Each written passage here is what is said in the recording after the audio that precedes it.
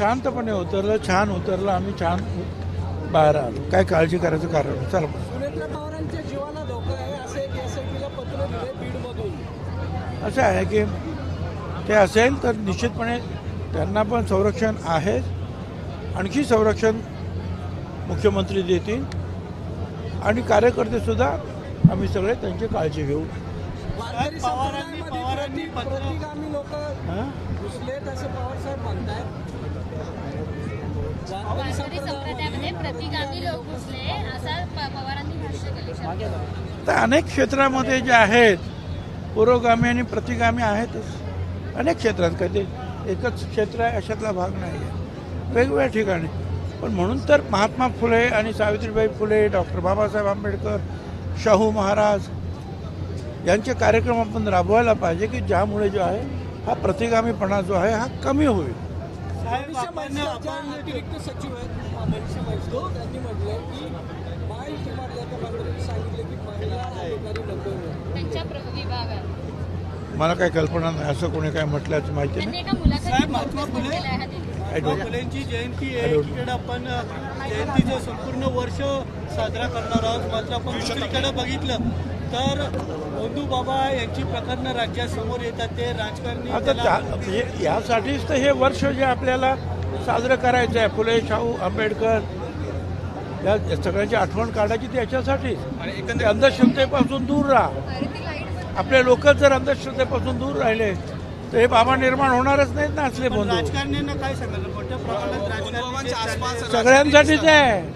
महात्मा फुले, शाहू आंबेडकरांचं तत्वज्ञान हे लहान मोठे मंत्री संत्री सामान्य माणसं सगळ्यांसाठी आहे. स्त्री पुरुष सगळ्यांसाठी जे आहे हा सगळा धडा त्यांनी आपल्याला दिलेला आहे. मला असं वाटतं आपण ते लक्षात ठेवून पुढे गेलं पाहिजे.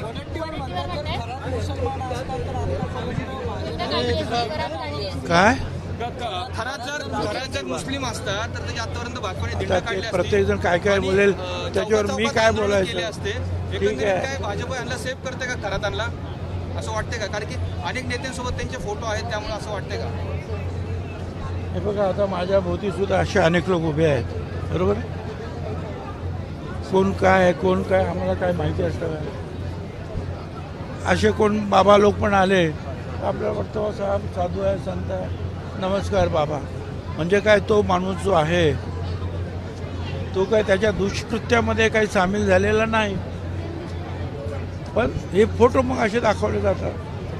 पण त्याच्या दुष्कृत्यामध्ये जे सामील आहेत त्याच्यावर गेली 6 महिने मुख्यमंत्र्यांचे जे आहे वॉच आहे आणि त्यातून जे आहे त्यांनी जे आहे ही कारवाई सुरू केली. सर, महिला आयोगाचा अध्यक्षपद नाशिक जिल्हा कायद्याचा बालेकिल्ला असं सातत्याने सांगितलं जात होतं.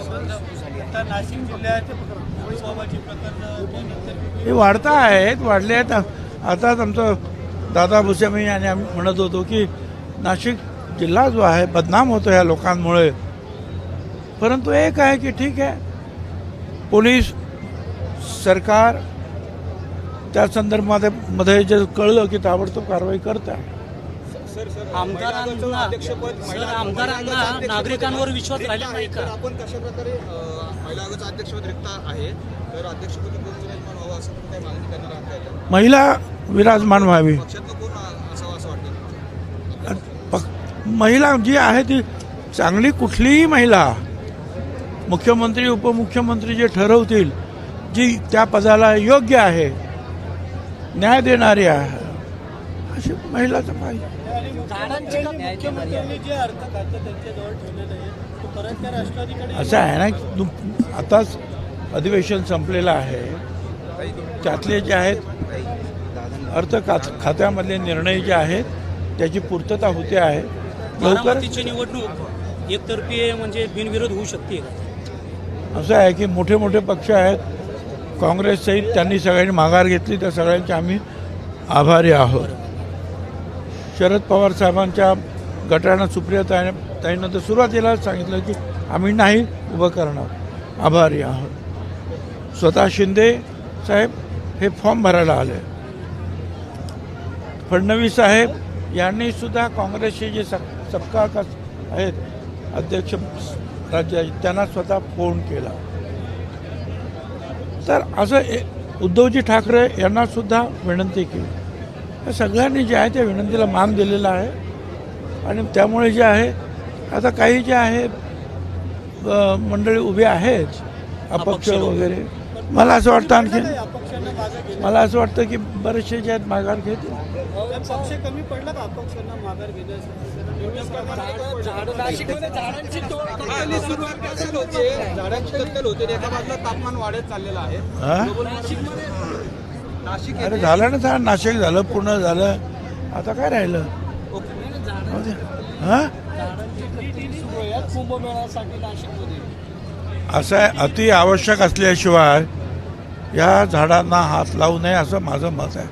फारच आवश्यक असेल तर गोष्ट वेगळी, परंतु आवश्यक जर नसेल आणि टाळता येत असेल तर ही झाडतोड थांबवली पाहिजे. एबीपी माझा, उघडा डोळे बघा नीट.